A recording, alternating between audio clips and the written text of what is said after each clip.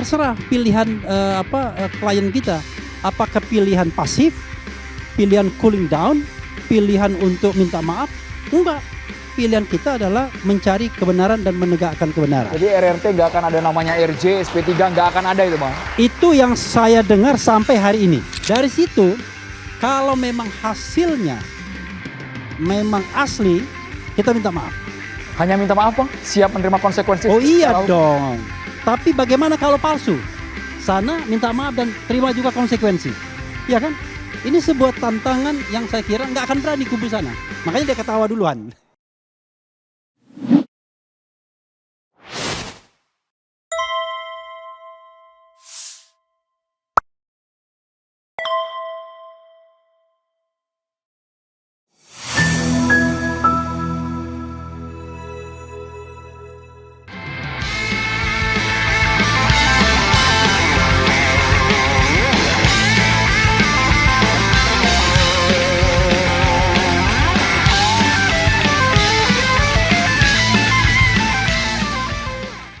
Iya, terima kasih ya Andro sudah diundang kembali dan mudah-mudahan Sampai diulang 3 kali nih Bang Refli nih kayaknya. Mudah-mudahan Bang, ya. tidak dipotong ya karena saya ingin memberikan penjelasan yang saya kira mau komprehensif.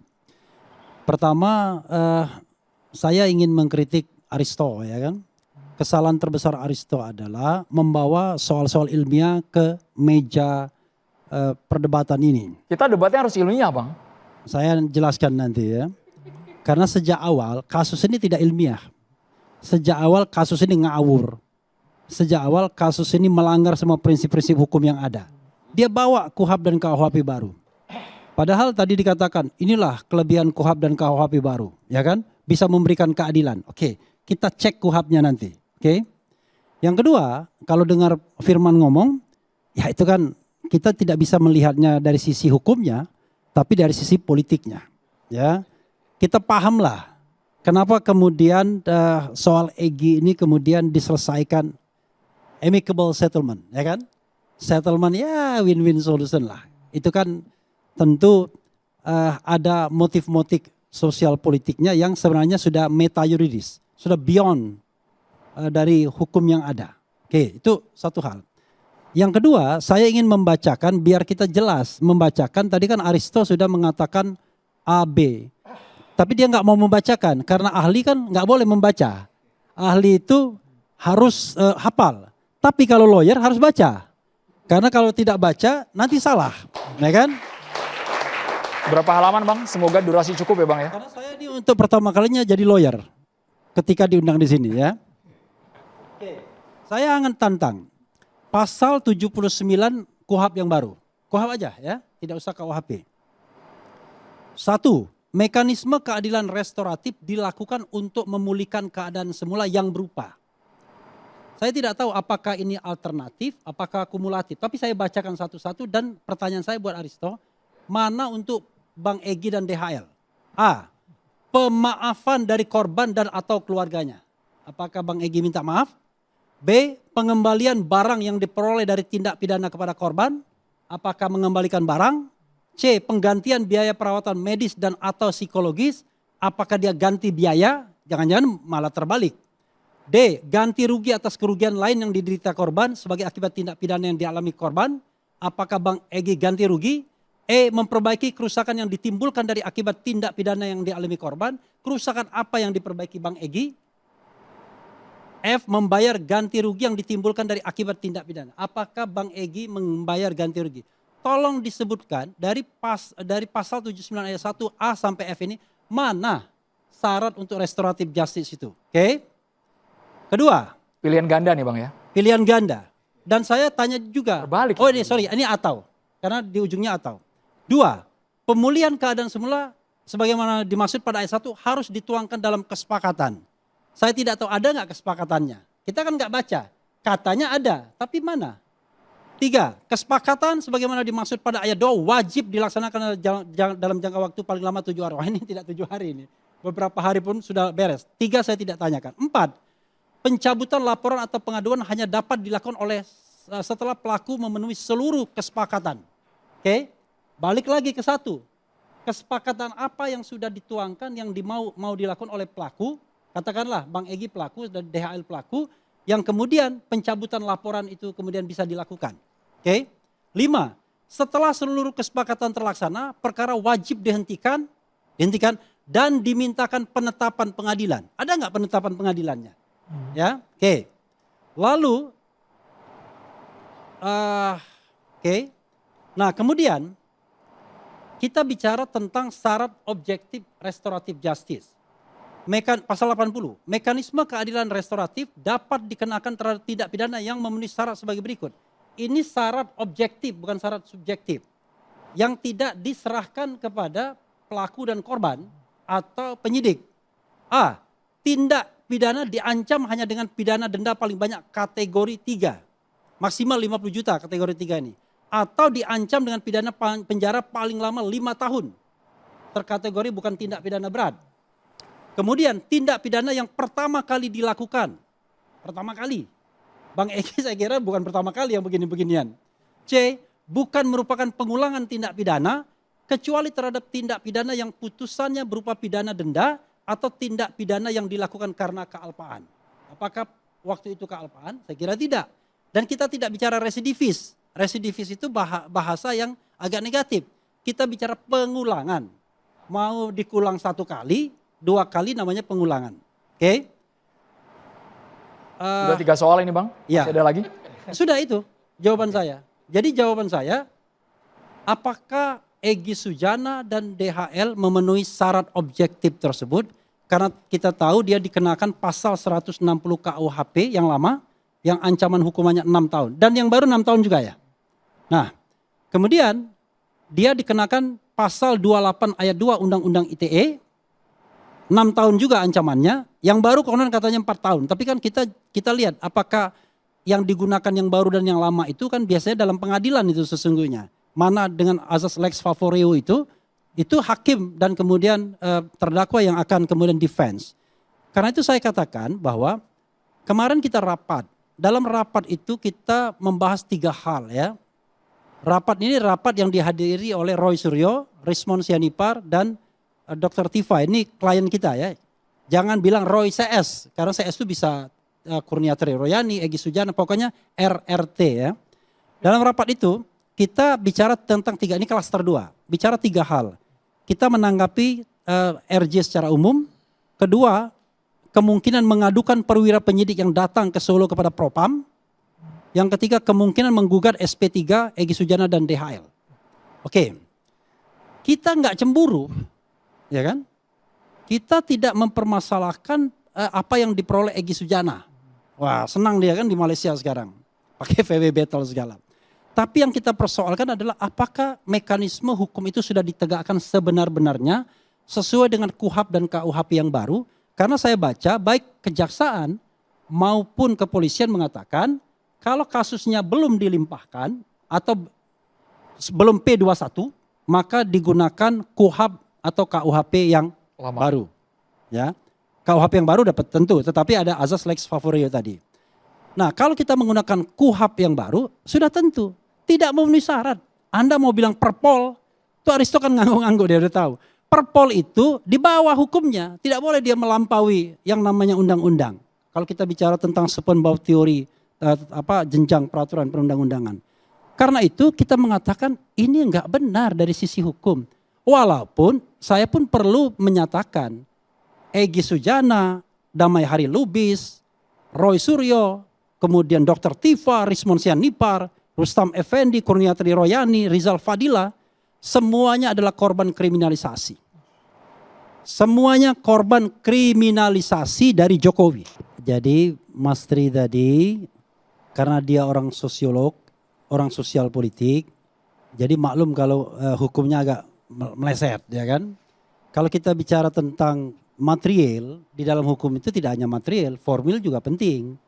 Jadi ketika ada pemaafan yang Anda katakan sebagai material, itu formilnya ada apa enggak?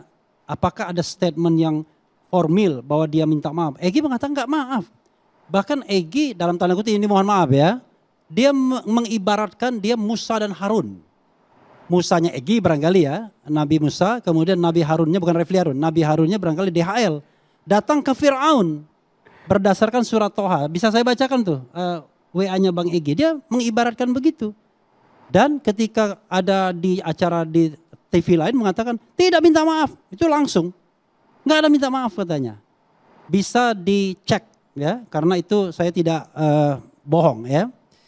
Kemudian tidak dapat kebenaran yudisial. Memang maksudnya begitu. Kalau saya analisis, ini analisis meta yuridisnya. Memang berusaha menghindari pembuktian secara yudisial apakah ijazah itu palsu atau asli. Karena di dalam proses pembuktian ijazah ini bukan forum pidana yang harus jadi prima facie-nya. Yang harus jadi forum awal itu adalah baik gugatan citizen lawsuit yang sekarang ada di Solo maupun barangkali gugatan PT UN kalau ada. Karena memang ketika Anda mengatakan bahwa UGM sudah mengatakan asli, UGM mengatakan asli, dia justified ketika tidak ada soal hukum. Begitu ada soal hukum, maka kita membutuhkan suatu pengadilan yang berkekuatan hukum tetap yang menyatakan itu asli atau tidak. Baru sah untuk kemudian mengatakan orang lain memfitnah. Sepanjang tidak ada putusan pengadilan yang berkekuatan hukum tetap, maka bagaimana Anda bisa mengukur bahwa orang lain melakukan fitnah? Nah inilah prosesnya itu terlalu prematur. Harusnya proses di Bareskrim tidak dihentikan atau kalau kita tidak mau pakai fora pidana, pakailah fora gugatan perdata, citizen lawsuit atau PT UN. Tapi PT UN memang belum ada yang mengajukan. Ada yang mengajukan tapi di NO. Oke. Itu jangan oke dulu, sebentar lagi. Satu lagi ya. Kelelahan. Nah, kalau kita bicara kelelahan, Anda apa yang bisa Anda harapkan? Ini mohon maaf ya. Dari dua orang yang sedang sakit. Pasti lelah dia. Satu, ini mohon maaf ya, tidak bermaksud mengatakan kanker usus stadium 4, itu yang dikatakan. Tidak personal juga ya Bang? Iya, enggak, maksud saya kalau kita bicara kelelahan, kedua adalah orang yang mengalami autoimun. Yang luar biasa yang kita lihat perubahan drastis dari segi fisik, kemudian tampilan dan lain sebagainya. Pasti kelelahan. Makanya Dr. Tifa sebagai seorang dokter, dia menyarankan, sudahlah Pak Jokowi, berobatlah. Dia refer ada 3 negara yang punya pusat autoimun terbaik di dunia. Amerika, Jerman, dan China. Berobatlah ke sana. Daripada mengurusi hal-hal seperti ini. Kalau mau baik. Tetapi kalau mau getting worse kesehatannya, ya terus saja. Karena yang dihadapi adalah orang yang bermental baja. Roy Rismond Tifa. Yang ibarat striker, terus menyerang, terus menggiring bola. Kita sebagai lawyer mengatakan, terserah pilihan klien kita. Apakah pilihan pasif, pilihan cooling down, pilihan untuk minta maaf? Enggak. Pilihan kita adalah mencari kebenaran dan menegakkan kebenaran. Jadi RRT nggak akan ada namanya RJ, SP3 nggak akan ada itu Bang? Itu yang saya dengar sampai hari ini. Karena saya lawyernya, bukan saya RRT-nya. Kadang-kadang kan lawyer bilang, enggak kami enggak akan. Enggak, yang saya dengar hari ini. Tidak ada minta maaf. Karena minta maaf itu cermin bahwa Anda merasa salah. Kita, Roy Suryo, Dr. Tifa, Rismond mengatakan 99,9% ijazah itu palsu. Coba statement apalagi yang lebih keras dari itu. Anda mau bilang 100%, itu Allah yang Maha Kuasa. Tapi 99,9% itu palsu. Itu pendirian dari RRT. Dan itu tidak berubah ketika gelar perkara khusus ditunjukkan ijazahnya. Itu tambahan saya. Tarik malah rekan Emrus ya. Jadi saya malah menantang, bukan menantang lah, mengajak untuk mencari kebenaran, truth ya kan. Bagaimana kalau kita mengadakan konferensi nasional, bahkan internasional. Ya. Untuk membuktikan apakah ijazah Jokowi yang diperlihatkan yang katanya so-called asli pada gelar perkara khusus tanggal 15 Desember itu memang benar-benar asli atau tidak. Caranya apa? Ya digelar konferensi internasional yang mengundang ahli-ahli digital forensik yang kompeten, independen, baik dari dalam maupun luar negeri. Dari sana kita akan lihat, ya kan? Daripada kemudian kita berproses hukum gak karu-karuan seperti ini, dari situ kalau memang hasilnya memang asli, kita minta maaf. Hanya minta maaf Bang? Siap menerima konsekuensi? Oh iya dong. Tapi bagaimana kalau palsu? Sana minta maaf dan terima juga konsekuensi. Ya kan? Ini sebuah tantangan yang saya kira nggak akan berani kubu sana. Makanya dia ketawa duluan. Padahal ada 4 hal yang dikatakan ahli kami ya, Profesor Henry. Oke. Tambahan sedikit. Sudah lebih dari 1 menit soalnya. Oh ya. Tapi ini penting ini. Ada 4 hal yang Anda tidak bisa sesungguhnya kriminalkan. 1, expert privilege. Seorang expert kalau dia mengatakan sesuatu itu adalah wilayah expertise dia. Anda nggak bisa. Walaupun expert lain mengatakan, oh nggak benar teori dia. Tapi expert privilege itu nggak bisa. Yang kedua adalah moral duty. Kita punya moral duty, kewajiban moral. Kalau kita memang mengetahui sesuatu dan sesuatu itu kita ketahui sendiri, ya ada kewajiban moral kita untuk mengatakannya. Misalnya kita tahu ijazah itu palsu, ya kita katakan moral duty. Yang ketiga adalah truth, kebenaran. Anda nggak bisa menolak kebenaran. Nah kebenaran itu tentu dicari dengan metode ilmiah dan lain sebagainya dan lain sebagainya. Nah terakhir adalah opinion. Yang namanya menurut keyakinan saya, kan begitu? Kata Panji. Gak bisa, karena pikiran dan hati nurani itu adalah hak asasi manusia yang tidak dapat dikurangi dalam keadaan apapun. Nah tetapi ini dihakimi dengan mengkriminalisasi mereka. Silakan. Baik. Jadi begini kawan-kawan semua ya. Kalau kita tidak punya lagi argumen yang substantif, biasanya argumennya ya begini-begini aja. Jadi argumennya itu, wah yang diteliti bukan ijazah asli dan lain sebagainya. Padahal sampai sekarang tidak tahu kita yang mana asli, mana yang palsu. Oke? Dan kalau kita mau melakukan sebuah penelitian, penelitian itu subjek to apa? Yang dilakukan oleh RRT adalah subjek to apa yang diupload Dian Sandi, yang kemudian ditampilkan oleh yang ditampilkan oleh Bareskrim Mabes Polri pada tanggal 22 Mei, yang pernah ditunjukkan oleh Sigit Sunarta, dekan kehutanan, yang pernah ditampilkan pada reuni, dan yang pernah ditampilkan terakhir pada KPUD yang kemudian kita berhasil dapatkan. Semuanya kan sama. Fotokopi ijazah yang pakai kacamata itu. Dan ketika tanggal 22 Mei, Dian Sandi itu datang ke Solo untuk minta maaf sama Pak Jokowi karena dia mengupload ijazah tersebut tidak minta permisi. Tapi dia mengatakan lega, Pak Jokowi tidak marah karena memang itu ijazah asli, kan begitu?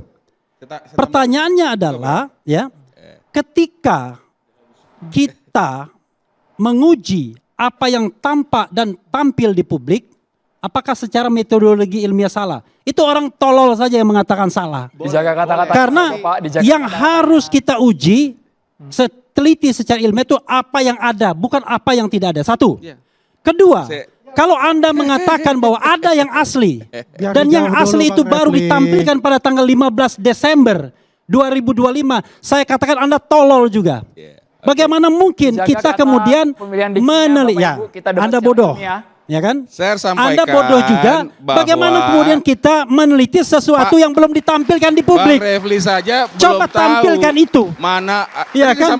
Lalu tiba-tiba dia mengatakan bahwa tidak sah kan gitu kan? Ijazahnya. Pertanyaan saya adalah, menurut keyakinan kami, semua ijazah yang tampil itu, mau itu Dian Sandi sampai GPK, semuanya palsu. 99,9% palsu. Insya Allah palsu. Ini pendapat pribadi atau sebagai kuasa Anda tahu nggak? Ketika ini kita pendapat muncul di pribadi, gelar Bang. perkara khusus, Atau sebagai tidak boleh kuasa disentuh, hukum. tidak boleh Itu difoto. pribadi, bukan kuasa Apakah hukum. kalau kita bicara mengenai good governance, Itu clean pribadi, government, bukan kuasa hukum. Anda bisa mengatakan asli tapi tidak berani diuji. Anda melihat itu Hanya asli. orang bodoh, Di gelar perkara hanya orang khusus. penakut yang mengatakan Dan Anda demikian. mengaku itu. Wabillahi taufiq wal hidayah. Di stasiun TV swasta. Wassalamualaikum Ya, warahmatullahi itu Anda katakan. wabarakatuh. Jadi